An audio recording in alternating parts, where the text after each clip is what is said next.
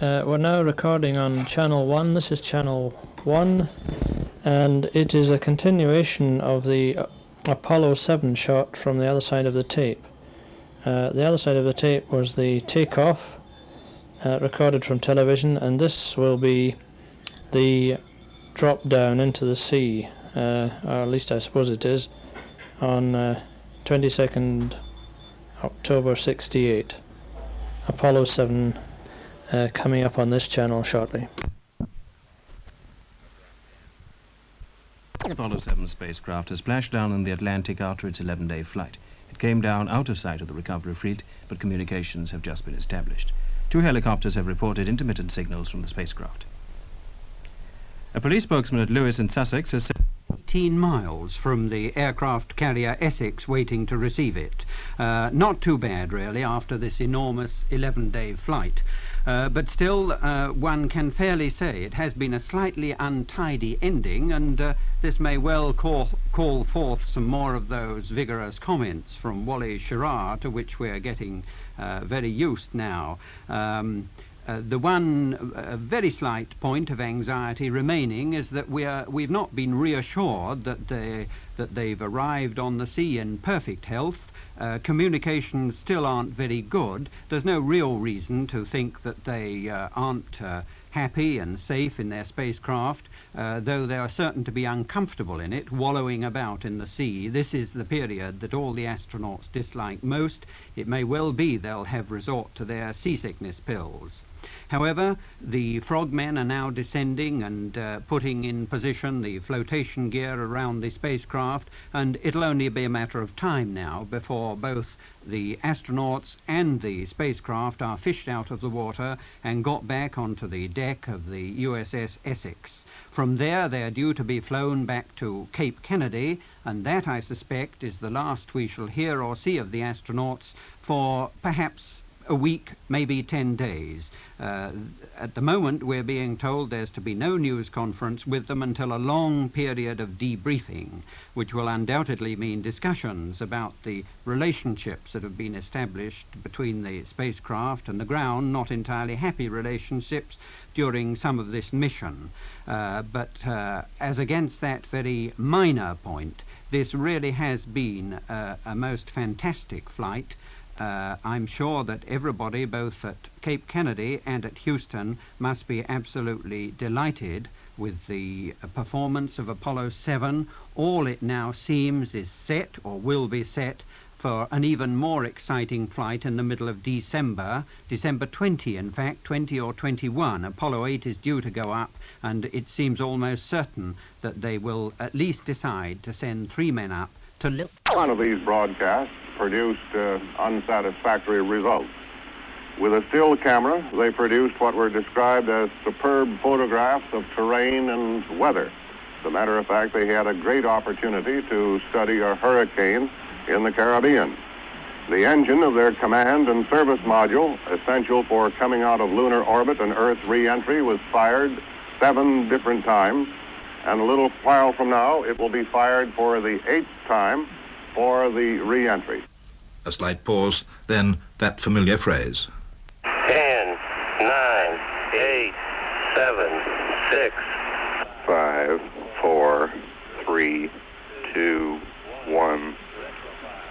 Retrofire. Schirra says we're burning right on the mark.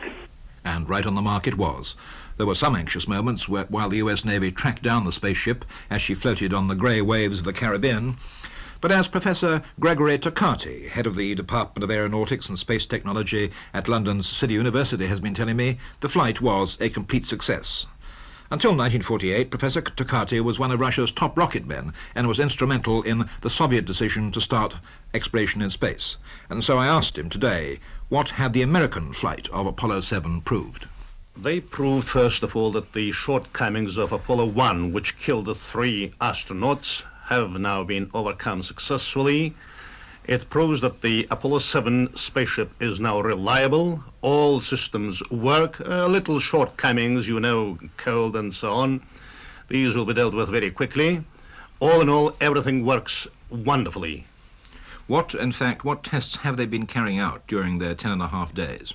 As a matter of fact, they have been carrying out, they simulated everything the flight to the moon will involve, but around the Earth. All systems have been tested out, and very successfully again. What about the irritability that would characterize the behavior of Captain Schirra? How do you explain that? One must bear in mind that never before 3 men ever tried to fly on a ship of this kind. This is one thing. The other thing is the longest flight in history. 3, it has systems which are designed not for flight around the Earth, but for the moon. And then finally, this still, if I may say so, experimental kind of thing.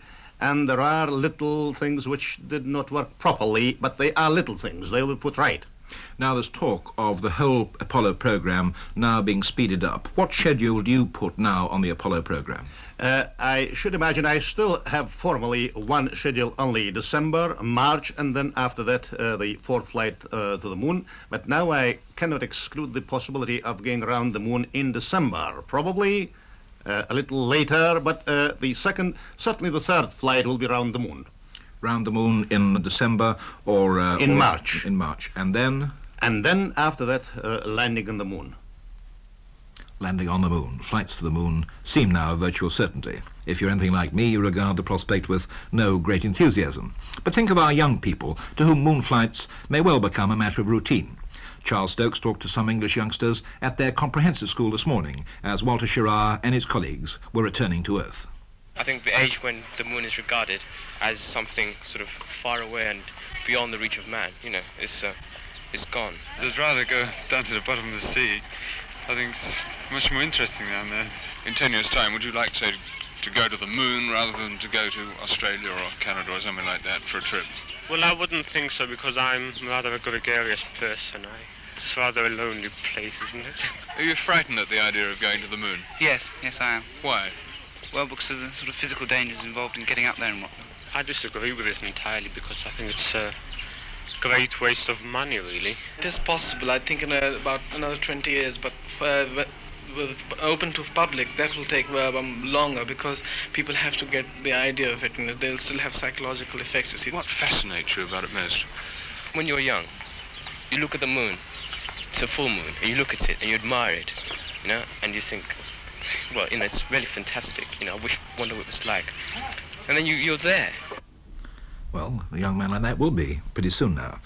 And as I was saying to Professor Takati just now, a feature of the 10.5-day journey of Apollo has been the irritability of Captain Walter Schirra. He got extremely testy at times with the instructions he and his colleagues were receiving from Earth. And of course it was Schirra who developed a cold on the first day of the flight and passed it on to his colleagues. And Sue McGregor asked a consultant psychiatrist, was the spaceman's testiness due to too many commands from Cape Kennedy, the effects of living so long in a confined space, or just that darn cold? I think the head cold is a very important aspect here, because I've no doubt at all that these astronauts have had very thorough training in being in restricted spaces for long periods and being bombarded with instructions and so on, and unusual requests. And I think the common cold has come in and has disturbed this very careful planning, because as we all know, in the early stages of a cold, one's mental state is very slightly altered. The fact that they're closely together, that the effect of one person's change in psychology is going to affect the others very greatly, and it's going to increase their anxiety and doubt about the outcome very slightly. Are there some people perhaps who even like being confined into a small space for a long period of time? Certainly some submariners prefer this and are unhappy when they're in wide open spaces.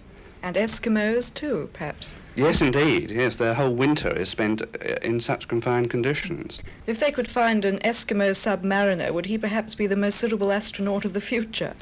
He would be all right to get into the capsule, perhaps, but he might be very fearful of getting out at the other end. Because if he's not an all-rounder, which I'm sure most astronauts are, he would be able to adapt perfectly well during the flight, but might be very much handicapped from a purely psychological point of view if he had to take a trip around the spacecraft or to get out on some other planet or the moon. He would be very handicapped there and might have attacks of panic and other demoralizing experiences.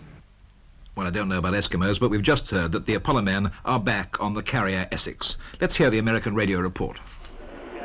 The astronauts there in the door. Walter Schirra on the left, Donn Eisele there, and Walt Cunningham. They're in their NASA flight suits. The suits are wet, showing some evidence of the rain shower, which has been going on outside. The band is playing now. Anchors away. All three men have 11-day beards, as we told you before. Their hair is wet. They're walking along the red carpet now. Cunningham is wearing glasses now. Down to Earth, safe and sound. And on the people full of gravity, the stage affected by this faulty equipment will be over and the automatic system will take on. And the rest of the landing system has been checked and is working perfectly. Now, all this may sound a little complicated, but when Colonel Powers gave these details just after 10 o'clock, he made a very clear point. He said that Cooper, in fact, had a chore on his hands. But so he had. He'd had it for over 30 hours. Now, the command center was proceeding with confidence. Well, now, that's the information we've got here, but Tony Wigan is in New York. Now, Tony, is there any further information to this, and when do we expect the actual firing of the retro rockets? Well, your first question first. We haven't heard from Mercury Control for some time now. They are expected to come up at about 1 or 2 minutes past 12, and I hope you'll get a direct feed at that time. We expect the firing at 3 minutes past 12 your time, and it'll take him 20 minutes to descend. I think it might be slightly before 3 minutes before after 12, because they've advanced the firing time by 33 seconds to take account of the difference between the control systems that they're using. So let's say 2.5 minutes after midnight. Yes. Now, we're inclined to get a little complicated about this by the technicalities, but the real point is that astronaut John Glenn is in touch, I take it, at the present moment with Gordon Cooper. And that he will be very soon. He will be very soon. That is in the next 2 or 3 minutes. He's flying now over Burma, China, towards Glenn. Yes. I mean, our time now is just coming up to 1 minute to midnight. That's right. He will be very soon in touch with Glenn, and during the next 4 minutes, he will begin to get information from Glenn, including a countdown which will tell him when to punch that button. Now, I gather there's an announcement coming from NBC, so let's just hear that, shall we?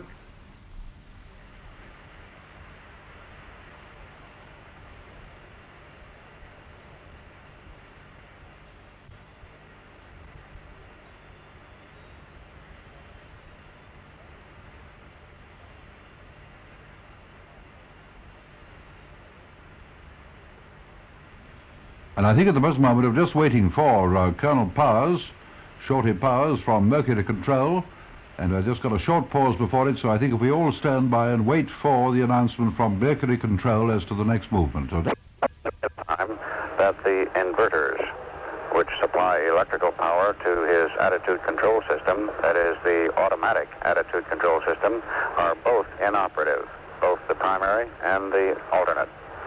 And this means that he will have to perform the entire retro-rocket firing and re-entry operation on either fly-by-wire or on manual proportional control. According to our telemetry, he has adequate fuel supply available to both systems to perform the maneuver. The Faith 7 spacecraft is approaching the range of the coastal Century Quebec. Astronaut John Glenn is prepared to assist Cooper by providing him the countdown for the firing of his retro rockets. We will be attempting to monitor the exchange of conversation between Cooper and Glenn and to keep you posted just as quickly as we can.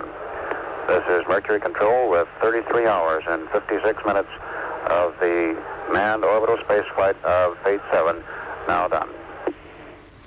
Well, now that seems very much what we expected. We knew perfectly well there was a hitch and a slight failure, and that it now seems that it's up to Gordon Cooper himself to handle this machine and handle the capsule coming back by manual control. Now, Tony Wigan, you've got any comments to make about that announcement? Yes, I think it's slightly changed, or considerably changed.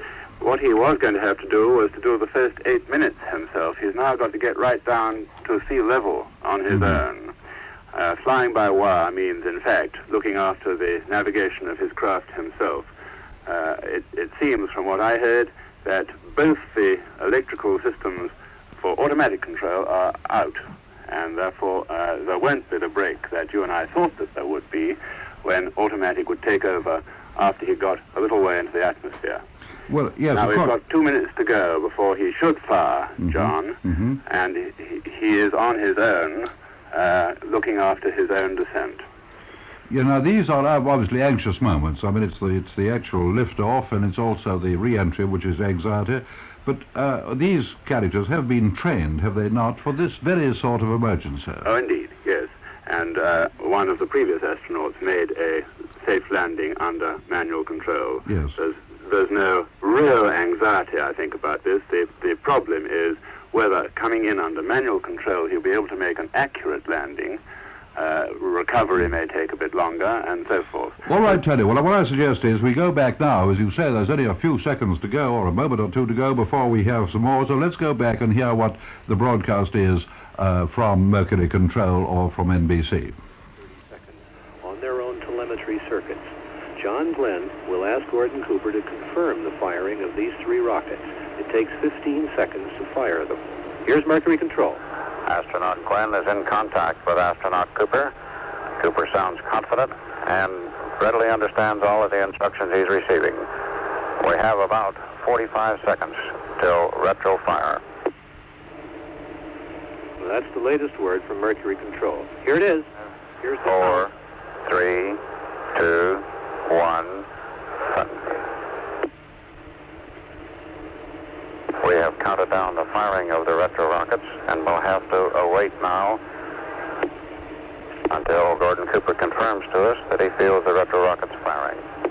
This process takes 15 seconds, John. 5 seconds between each retro rocket set. So we will now wait for Mercury Control to confirm retro fire.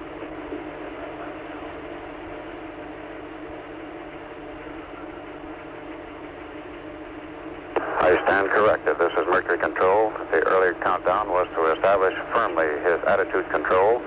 We have now counted down the last 10 seconds for retro fire.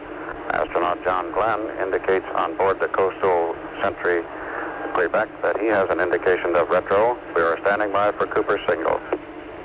Therefore, we can start our clocks on the basis of that unofficial word from John Glenn aboard the Coastal Sentry Quebec. Roger, this is Mercury Control.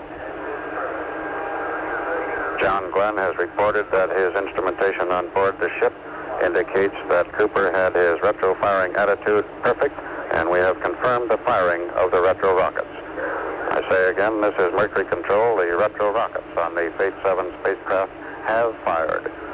John Glenn aboard the Coastal Sentry Queen advises that his instrumentation indicated Gordon Cooper flying manually maintained almost precisely exactly the right retro firing attitude. Gordon Cooper carving a textbook in the sky with his finger on a manual button, firing rockets. John Glenn aboard the Coastal Sentry Quebec has advised Gordon Cooper to jettison the retro pack. Now, Gordon Cooper. John Glenn on the CSQ has received a telemetry indication that the retro rockets have jettisoned. On schedule. This is Mercury Control. The retro rockets on board the Fate 7 have fired. John Glenn confirms it from instrumentation on the CSQ. Gordon Cooper confirms it on board the spacecraft. Cooper has now jettisoned his retro pack from the face of the heat shield. It is all working according to plan. And we're over the first big hurdle in this re-entry portion. The next one coming up, John, will be the ionization layer. When this spacecraft hits a blanket of the atmosphere around Earth, hits it at 17,500 miles an hour. We have now... Glenn and Cooper are now talking back and forth with regard to the maintaining of the proper attitude. And from all indications, astronaut Gordon Cooper is flying perfect attitude control. We have now about 6 minutes to wait until gravity begins to pull, until that 0.05 G gravity switch indicates that the attraction of gravity really is felt on the capsule. He is still going 17,500 miles an hour, but in 7 minutes or so he will be down to 55 miles, still going 17,000 miles an hour. He will then be slowed down at about 40 miles, 16,000 miles an hour, to 15,000 miles an hour at 30 miles up, and at about 25 miles up, which will come perhaps about 10 minutes from now. The skin on the capsule will rise to a temperature of 3,000 degrees. Cooper and Glenn have been talking back and forth like the veteran test pilots they are. The retro rockets on Phase 7 have fired. The retro rocket plant has been jettisoned. John Glenn on the CSQ has confirmed by his instrumentation and telemetry that Gordon Cooper did fly the proper attitude for the retro rocket firing and has now assumed the proper attitude for re-entry. John, it might be interesting to note here for our listeners that he is indeed traveling backwards as he gets ready to take the blow of the G-forces here when his weight coming from not weighing an ounce will build up to possibly 7.5 times his own weight, or a weight of 1,000 pounds for the man. He and his contoured couch in his spacecraft Phase 7 will be able to take this weight on his back. This is, of course, the easiest way to gain 1,000 pounds in a matter of about a minute or two. Mercury control. John Glenn and Gordon Cooper are still in contact. Cooper is maintaining the proper attitude control. In order that you may share with us this operation, we have the tape-recorded transaction between Cooper and Glenn ready to play at this time. This is Mercury control. Over to the tape. 3, 2, 1, retro fire. Roger, a green one here. Roger, how'd your attitude hold, Gordo? Good show, boys. Real fine. It looked like they came off right on the money on time. I think so. Roger, very good. On the next mark, 60 seconds from that retro, you should get us retros. And you'll do that one manually, right? Roger. Got any estimate on your attitude hold and any axis how far you drifted off on retro, over? No, I sure don't. I haven't probably found John, but I couldn't guess. That's the way to do it. Just 2 points to tell any error. Good hit. Well, let's try that. Righty, you go ahead and jettison retros any time.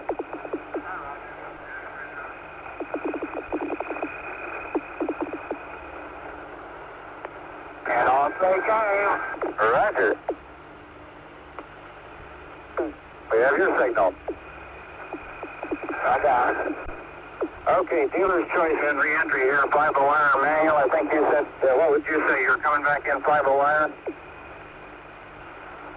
Roger, I think I'll come back in 5-wire. Roger, okay, you can hold retro attitude now for a while here if you wanted to hold your attitude more close by holding retro attitude until you get a little closer to 05G. Your 05G was 340919. Just before you get to that, you can come up to your 0 re-entry attitude, over. And you can establish roll at that time also. Roger. Rates on 0, John. What was the time on that establishing that? 340919, over. That's your 05G time. CSQ Systems, Cape Capcom. Just a little bit before that, you can come on up to 00. CSQ Systems there. Make sure he keeps the rates near 0. Roger.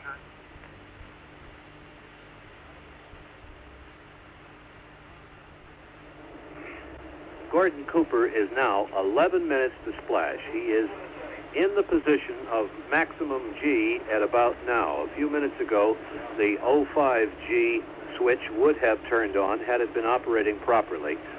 He is now probably in the vicinity of his heaviest G's. At this point, he is seeing, as described by John Glenn, a real fireball. As described by Scott Carpenter, an orange glow and a green glow as the heat buffets the spacecraft at 3,000 degrees Fahrenheit. He is seeing also, depending on your point of view, what Schirra called, he is seeing a limeade glow. We are now going to switch to Bill Payne in Honolulu.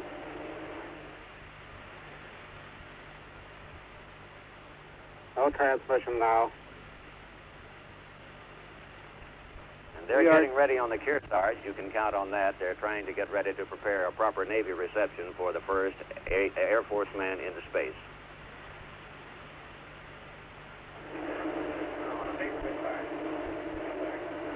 Back here at Cape Canaveral, unable to reach Honolulu at this time, some other fellow on the line. Time to splash now, 9 minutes to splash, and he is, as we say, in the period of the maximum stress on the spacecraft now, and approaching in 2 or 3 minutes the point where his weight will be at 7.5 Gs, or over 1,000 pounds. The glow, of course, is caused by the heat on the cabin. Here is more from Mercury Control. Let's go over to them. ASCS 05G switch fuse to the off position. Is that correct? Affirmative.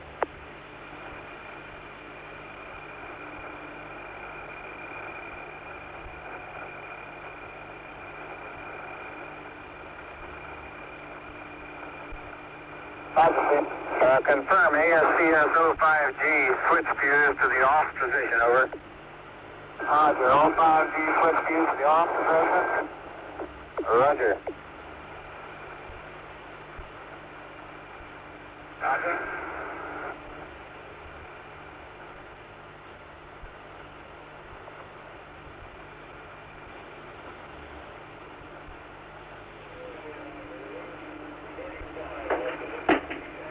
This is a delayed tape recording that you're listening to at this moment. Do you have any retro telelight indication? Over.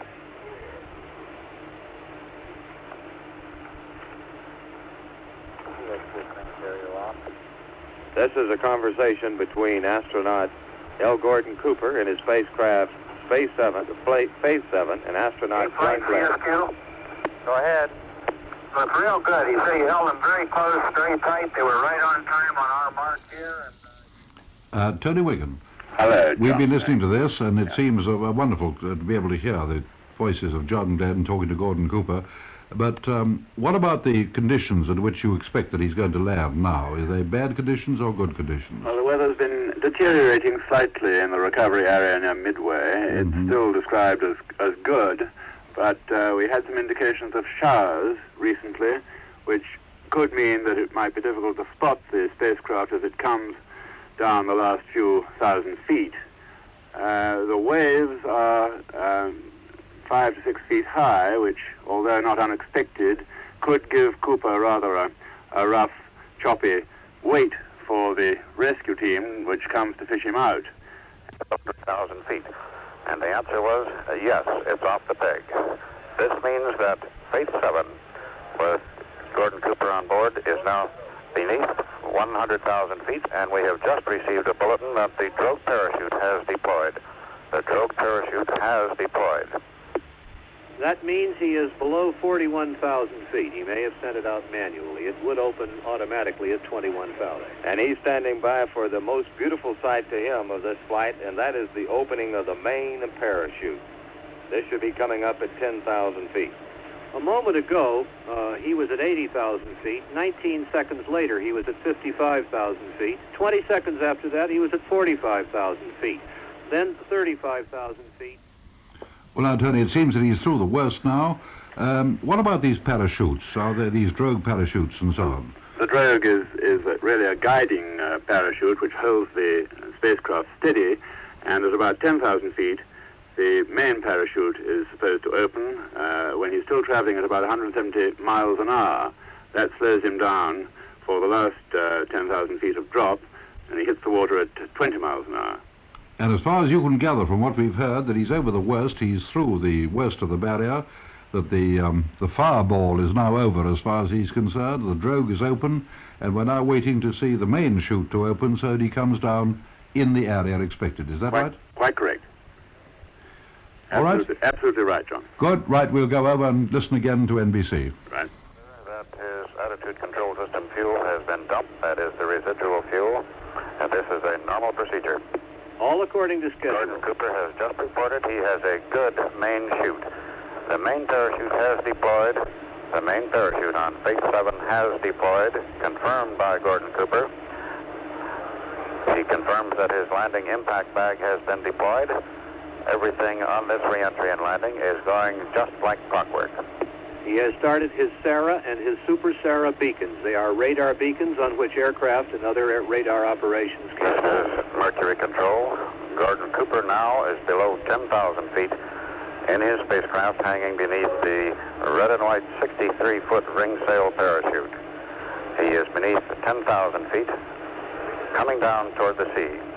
We estimate that he is in the pre-planned recovery zone.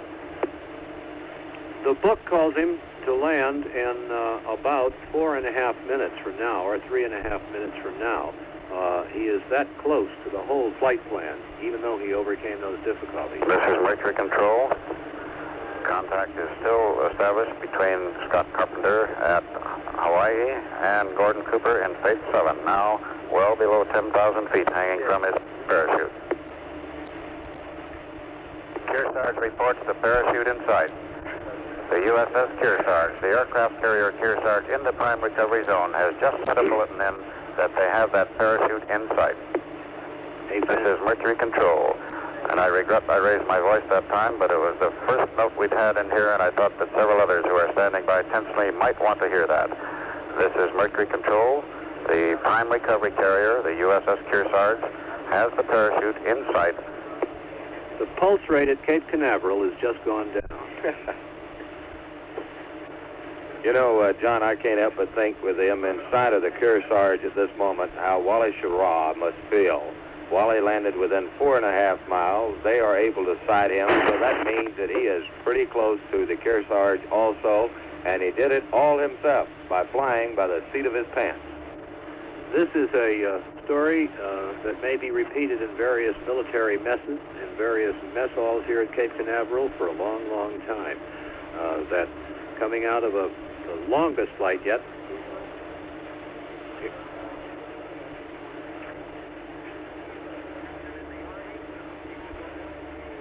No, we are not going to go to him. We're going to wait.